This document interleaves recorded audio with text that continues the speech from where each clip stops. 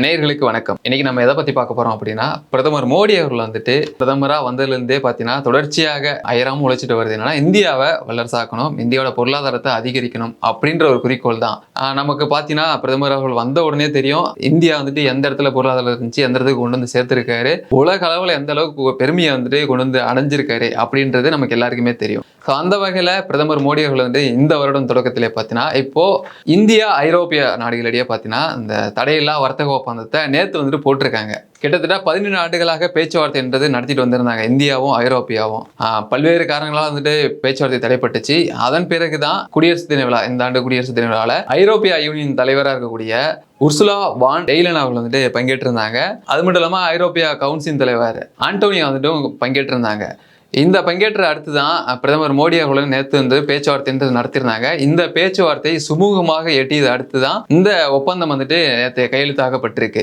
இந்த ஒப்பந்தத்தின் முக்கிய அம்சமாக இருக்கிறது என்னன்னு பார்த்தீங்கன்னா, 9400க்கும் மேற்பட்ட அதாவது வர்த்தகத்தை பார்த்தீங்கன்னா மேற்கொள்வதற்கு இந்த சுங்கவரின்றது நீக்கப்படுகிறது. இந்த சுங்கவரி நீக்கப்படுவதன் மூலமாக இந்தியாவில இருந்து கிட்டத்தட்ட 99% ஏற்றுமதி பொருட்கள் வந்துட்டு ஐரோப்பிய சந்தைகளில் கிடைக்கும் அளவுக்கு அங்கே வந்துட்டு சுங்கவரி இல்லாமல் விற்பனை செய்வதற்கான வாய்ப்புகள் வந்துட்டு அதிகரிச்சிருக்கு.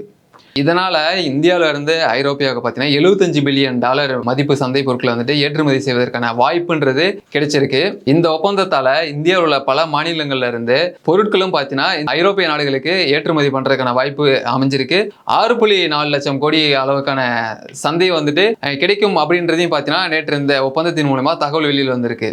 குறிப்பாக சொல்லணும் அப்படின்னா, தமிழகத்தில் விளையக்கூடிய பல்வேறு பொருட்கள் மட்டுமின்றி திருப்பூர்ல இருக்கக்கூடிய தொங்கு மண்டலத்தில் விளைவிக்கக்கூடிய அந்த உற்பத்தி பொருட்களான அந்த நூல், அந்த பனியன் போன்ற இந்த மாதிரியான பொருட்கள் எல்லாமே ஐரோப்பிய நாடுகளுக்கு கொண்டு போய் விற்கலாம் அப்படின்றத வந்துட்டு பார்த்தீங்கன்னா தமிழ்நாட்டிற்கு பெருமையா வந்துட்டு கிடைச்சிருக்கு. இந்த ஒப்பந்தத்தின் மூலமாக தமிழ்நாட்டில் இருக்கக்கூடிய பல பொருட்களை வந்துட்டு ஐரோப்பிய நாடுகளுக்கு ஏற்றுமதி செய்து விற்பனை செய்யலாம் அப்படின்றது மட்டும் இல்லாம தமிழோட வளர்ச்சியும் இதுல வந்துட்டு முக்கிய பங்களிப்பாக ஏற்பட்டிருக்கு. ஐரோப்பிய நாடுகளிடையே போடப்பட்ட இந்த ஒப்பந்தத்தின் மூலமாக ஸ்பெயின், இத்தாலி, பிரான்ஸ் போன்ற நாடுகளிடையே இந்தியாவுக்கு இறக்குமதி செய்யக்கூடிய பொருட்கான அந்த வரி விகிதம் பார்த்தீங்கன்னா குறைவதற்கான அதிகப்படியான வாய்ப்புகள் வந்துட்டு அமைஞ்சிருக்கு. குறிப்பா சொல்லணும் அப்படின்னா, ஸ்பெயின்ல இருந்து இறக்கக்கூடிய அந்த ஒயின் பார்த்தீங்கன்னா 150% வரி விதிக்கப்பட்டிருக்கு.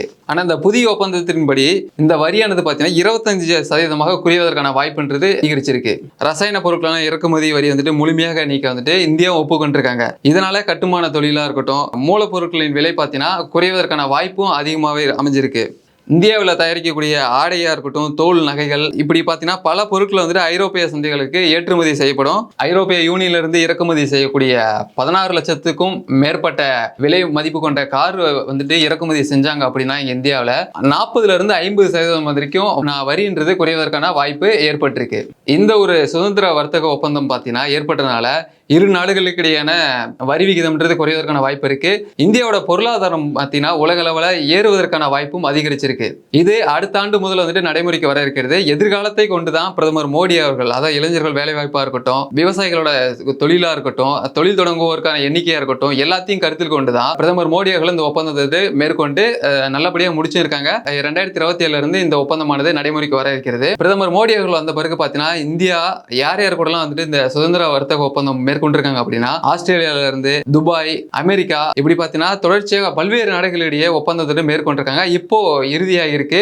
வரலாற்று சிறப்புமிக்க இந்த ஒப்பந்தமானது ஐரோப்பிய நாடுகளிடையே வந்திருக்கு. இதனால இந்தியாவோட வளர்ச்சி மட்டும் இல்லாம இந்தியாவை சார்ந்துள்ள மாநிலத்தோட வளர்ச்சியும் பார்த்தீங்கன்னா அதிகரிக்கிறதுக்கான அதிகப்படியான வாய்ப்புகளும் இருக்கு. நன்றி.